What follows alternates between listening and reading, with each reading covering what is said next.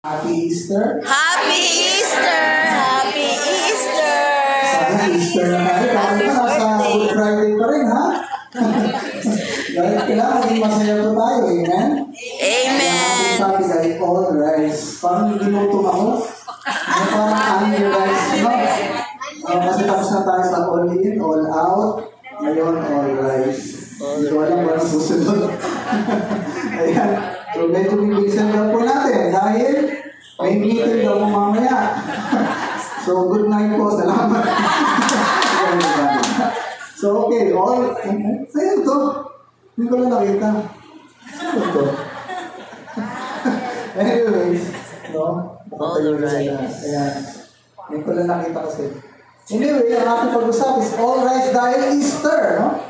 Tama po ba? Yeah. Amen. So, glorious mystery nga. Kumbaga sa atin, may joyful, may sorrowful, tapos ngayon nasa glorious mystery na tayo. Amen? Ayan. So, umpisa natin. Ayan. Pakibasa po. Para kanina. Ayan, maganda yan. Di ba sa may limang kape? Di ba sa commercial yan? Para kanino ka? Bumabangon. Tanungin mo yung kagabi, bakit ka bumangon?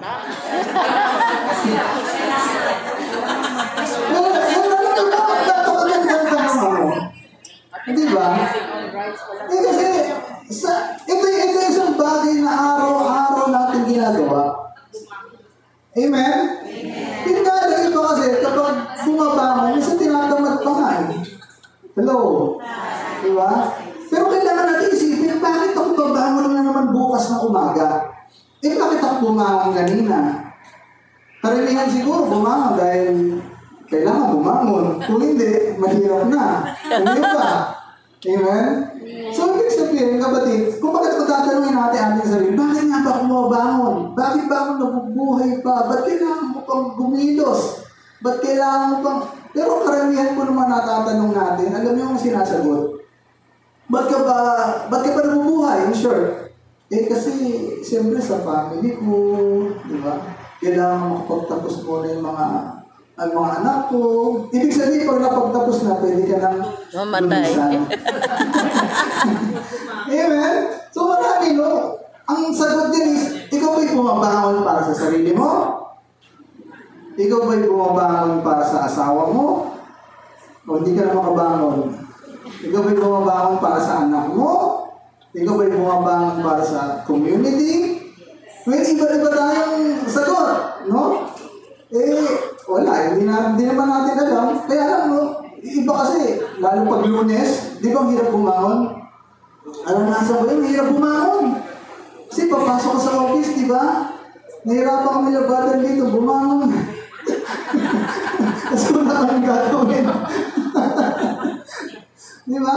Di pa hirap na yun, lalo pag Lunes, hindi mo alam kung saan ka, anong gagawin mo, no? Pero iba naman, parang naalala ko nung pumunta kami ng Payatas, tapos namigay kami nila brother rin ng bigas. Nakakatuwa kasi mga alas 10 na ng umaga, namimili kami ng bigas. Meron din sa bahay, tapos yung parang baka pa siya eh. Siguro kay dad ko. Ang dami ang anak. Pero nung dumating kami parang bigay ng bigas, baka gigising lang. Ikaw alas 10 ng umaga. Parang lasang pakialam sa mundo. Amen? Samantalang yung iba sa atin, sorry ha, iba sa atin talagang, Diyos ko, alas 5 pa lang yata, gising mo. Tama mo ba? Para lang makakayod. Mas masarap pa yata yung buhay ng mga tao na nandun sa Payatas. Totoo lang, di ba? Amen? Tapos ginawa pa namin ng bigas. Dami-dami anak. Sabi ko, grabe. No? Samantalang iba, wala, busy. Ano po? Amen? Okay, next. Ayan. Mababasa niyo po ba? Ayan. Pakibasa po. When they came to the home of the synagogue leader, Jesus saw a commotion with people crying and wailing loudly. He went in and said to them, "Why all this commotion and wailing? The child is not dead but asleep." But they laughed at him. Ano ginawa? Pinagtawanan, no? And then, after he put them all out, he took the child's father and mother and the disciples who were with him, and went in where the child was. He took her by the hand and said to her, Talitha kum, which means, little girl, I say to you, get up. Immediately the girl stood up and began to walk around. She was 12 years old. At this, they were completely astonished. No? Ibig sabihin, mga kapatid, nakakatuwa lang. Parang kanina, alam mo kung nakapagsimba kayo, yung first reading is all about rise and walk. No? Yung first reading kanina sa Mass, yung si Peter at saka si John, pupunta sa templo, meron isang lumpo from birth, di ba nadaanan, humihingi sa limos. Ang sabi ni Peter, neither do I have gold nor silver, but what I do have, I will give to you. Tapos, ang sabi ni Pedro sa kanya, rise and walk. Ibig sabihin, binigyan niya ng kanin, tapos pinalakad. Hindi. Rise and walk. Yun yung utos. Rise and walk. Ito naman, pinatayo din ni Jesus ng bata na natutulog. Amen? Dahil ang alam nila, patay na. Which is talaga naman, kaya nga iniiyakan ng mga tao. Di ba? Kaya lang, makikita po natin dito, yung miracle. Ano yung miracle dito? Na yung patay? Nabuhay. Nabuhay? Hindi. Hindi yung miracle.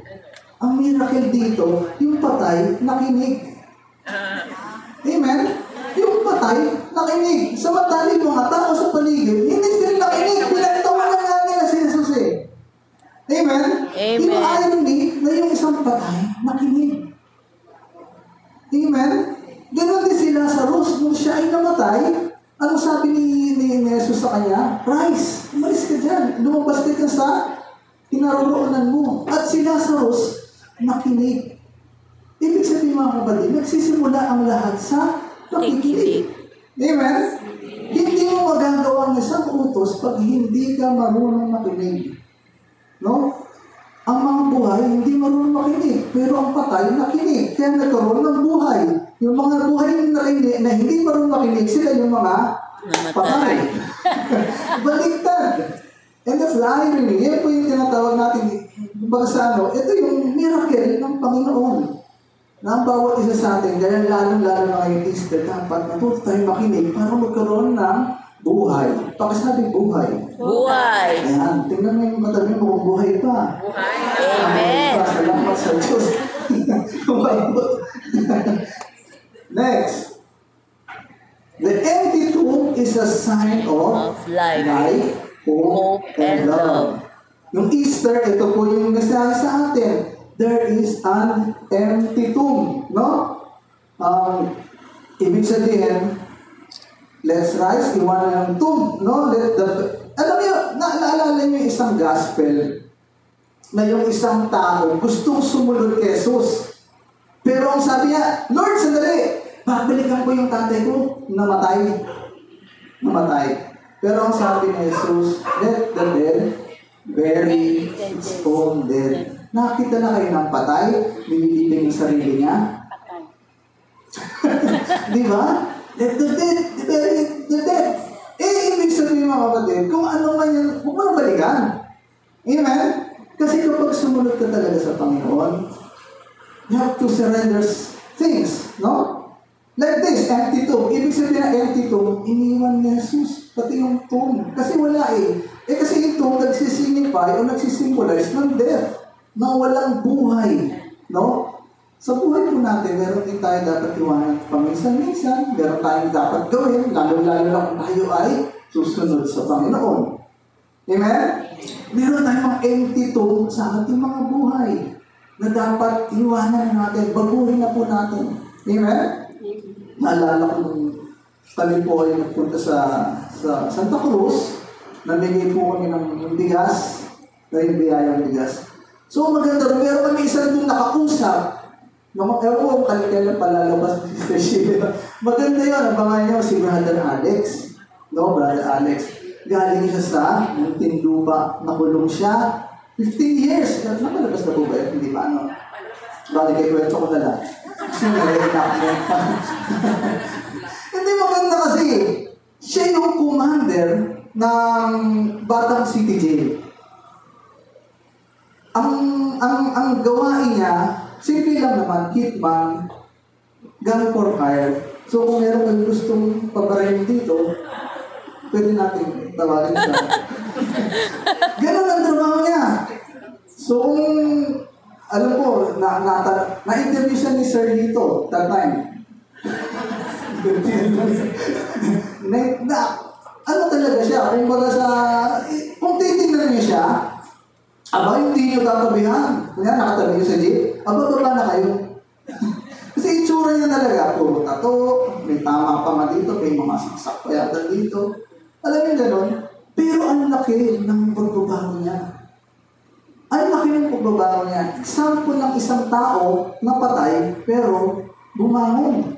Ang laki ng pinagbago niya. Ang sabi niya, ito maganda if I heard it right, sabi niya, kapag ako ay nakalaya dito, maglilingkod ako sa Diyos. Kaya nung in-interview namin siya, if I'm not mistaken, 7 years yata siya sa Manila City, 8 years yata sa Monte. Nung nakalaya na siya, ba't siya nakalaya? Kasi talagang naging, siya sa Bible. No, talagang nag-aral.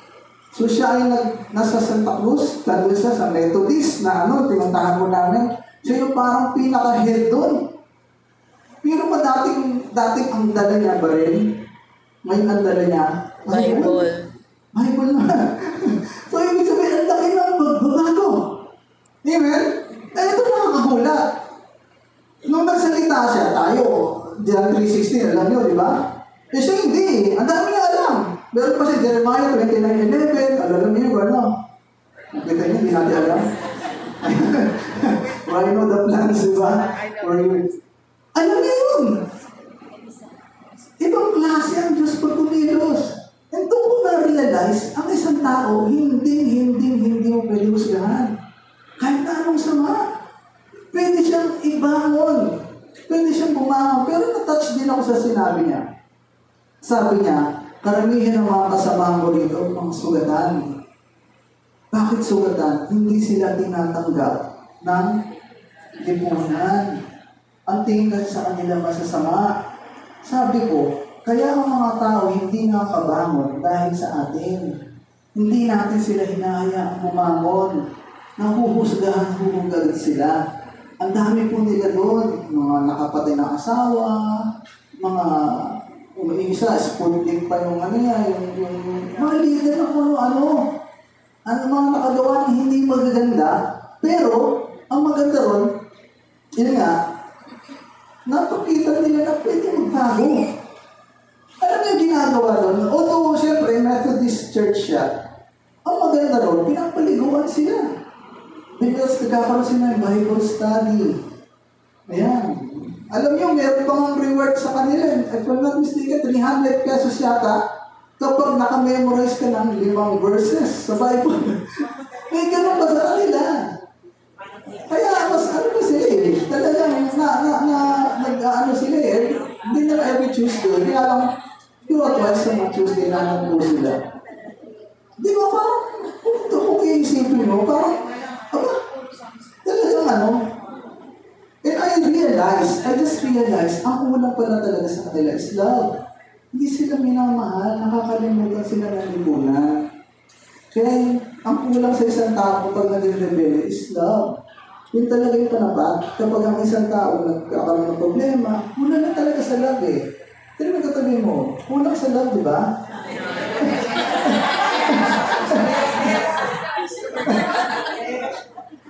So, kaya ang sabi nga niya, yung mga taong yun, coming from him, the last, the lost, and the least, yung mga taong kinikater niya, yung mga tinutulungan niya. Kasi sabi niya, syempre mga nag-aaway-aaway din sila doon.